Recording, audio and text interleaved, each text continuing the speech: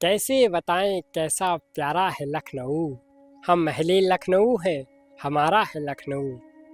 हमारे इस खूबसूरत लखनऊ की पहचान केवल इमामबाड़ा तक सीमित नहीं है। लखनऊ में कुछ ऐसे मंदिर भी हैं, कुछ ऐसी इमारतें भी हैं जो शायद अब इतिहास का हिस्सा हो चुकी हैं, लेकिन वो इतिहास सुनहरा इतिहास है। हम आज आपको लखनऊ के एक ऐसे ही इतिहास से रूबरू करवाने वाले हैं जिसके बारे में शायद कम लोग जानते हैं, लेकिन यकीन मानिए वो एक खूबसूरत इतिहास है। ज़रा ये नज़ारा देखिए। ये नज़ारा ऊटी का नहीं है, ये किसी हिल स्टेशन का नहीं है, ये नज़ारा है लखनऊ का। ये लखनऊ की बेहटा नदी है।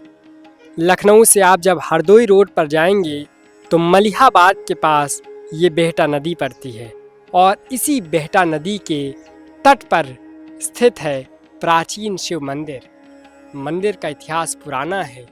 इसमें राजा टिकैत सिंह भी जुड़े हैं और नवाब आसिफउद्दौला का भी जिक्र है।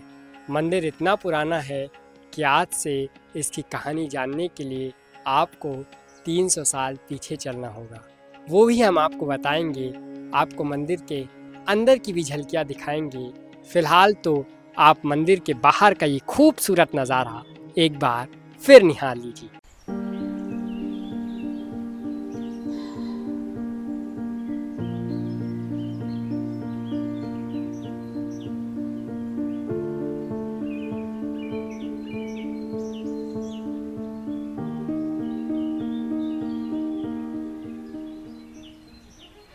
तो यही वो प्राचीन शिव मंदिर है जिसका निर्माण नवाब आसिफउद्दौला के प्रधानमंत्री राजा टिकैत ने 18वीं सदी में कराया था। जिसकी सबसे बड़ी खासियत है कि यहाँ एक नहीं बल्कि दो शिवलिंग विराजमान हैं। मैं अपने कैमरा पर्सन से कहूँगा कि अगर वो थोड़ा अंदर के आप सबको विजुअल्स दिखा पाए तो आप देख सकते हैं कि यहाँ एक नहीं बल्कि दो शिवलिंग हैं और इसके साथ भगवान नंदी भी विराजमान है। आप देख सकते हैं कि जो भगवान नंदी की जो प्रतिमा है वो थोड़ी सी खंडित है। अब वो क्यों खंडित है, क्या किसी के तोड़ने की वजह से हुई या फिर इस पे कोई किसी वस्तु का प्रहार किया गया है, इस पर तो हमें ज़्यादा जानकारी नहीं मिल पाई है। लेकिन जो यहाँ पर दिखाई दे रहा है वो यही है कि जो भगवान नंदी की प्रतिमा है वो खंडित है और यहाँ पर दो शिवलिंग जो हैं वो विराजमान है। तो आप देख सकते हैं कि ये जो शिवलिंग है ये प्राचीन शिवलिंग दिखाई दे रहा है और ये जो शिवलिंग है ये उतना पुराना नज़र नहीं आ रहा है जितना पुराना ये शिवलिंग है। इसके अलावा बात की जाए तो ये जो भगवान नंदी की प्रतिमा है आप देख सकते हैं कि ये खंडित मूर्ति लग रही है। ये इनका मुंह है जो यहाँ पर खंडित है और इसके अलावा जो उधर वाला पैर है वो भी खंडित है। अब ये कब तोड़ा गया, इसको किसने तोड़ा, ये इस पर किसी ने प्रहार किया, इस पर हमारे पास कोई पुख्ता जानकारी नहीं है। लेकिन कोई भी आदमी अगर इसको देखेगा नंदी जी को तो वो ये तो कह सकता है कि ये खंडित है। दूसरी बात जो हिंदू धर्म में कही जाती है कि खंडित मूर्ति की पूजा नहीं होती है, लेकिन आप यहाँ देख सकते हैं कि जो भगवान नंदी का स्वरूप है वो यहाँ पर खंडित है और इनकी पूजा की जा रही है।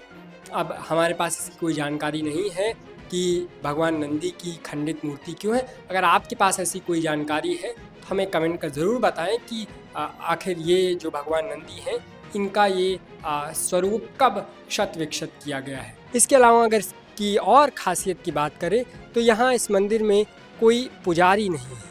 इस मंदिर का रखरखाव भक्त लोग ही करते हैं। वो यहाँ पर सुबह 5 बजे इस मंदिर का ताला खोल देते हैं, जिसके बाद भगवान महादेव के भक्त उनके दर्शन करने शुरू हो जाते हैं और फिर शाम 5 बजे इस मंदिर का ताला बंद हो जाता है। लेकिन इसके जो आसपास का वातावरण है वो इतना शांत है, इतना दिव्य है, इतना अलौकिक है। इस समय यहाँ पर आपको शांति दिख रही होगी, लेकिन सोमवार को जो भगवान शंकर का दिन बताया जाता है और सावन के महीने में यहाँ पर भीड़ दिखाई देती है।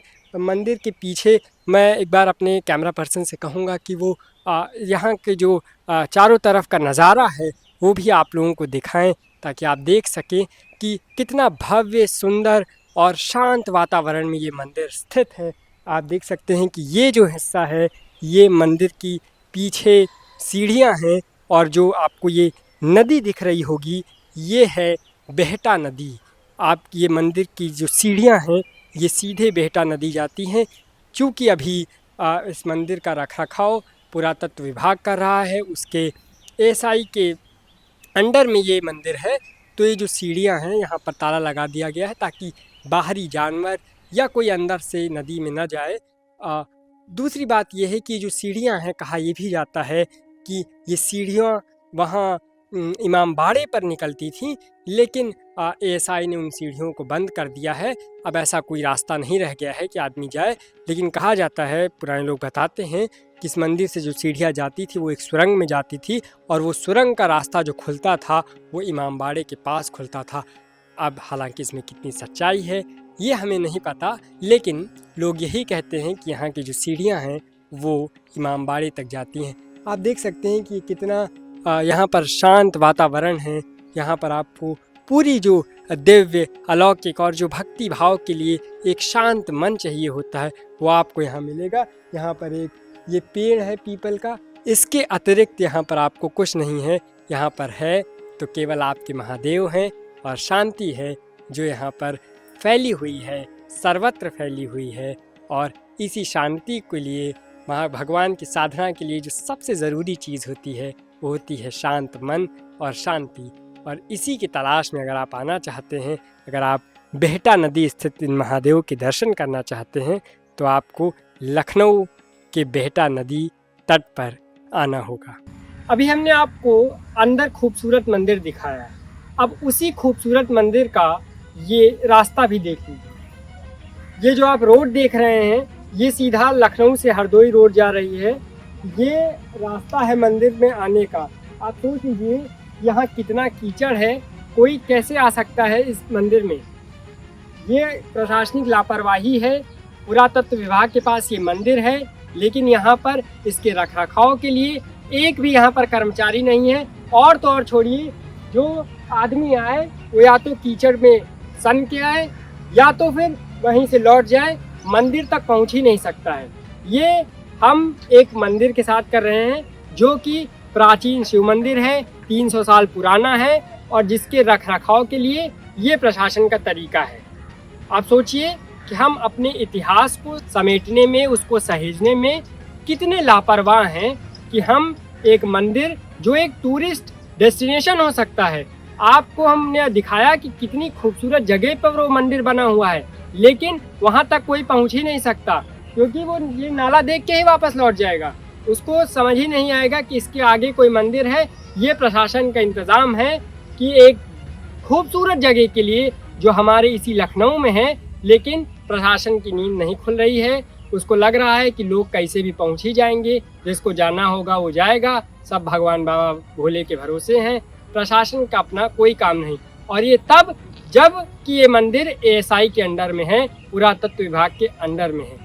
मुझे उम्मीद है कि पुरातत्व विभाग इसके बाद जागेगा और यहाँ जो सुव्यवस्था है, ये जो नाली का पानी है, इसको साफ कराएगा ताकि वहाँ से यहाँ तक आने में किसी को, किसी भी दर्शनार्थी को, किसी भी श्रद्धालु को कोई दिक्कत न हो। इस पूरी रिपोर्ट पर आपका क्या कहना है हमें कमेंट कर ज़रूर बताएं।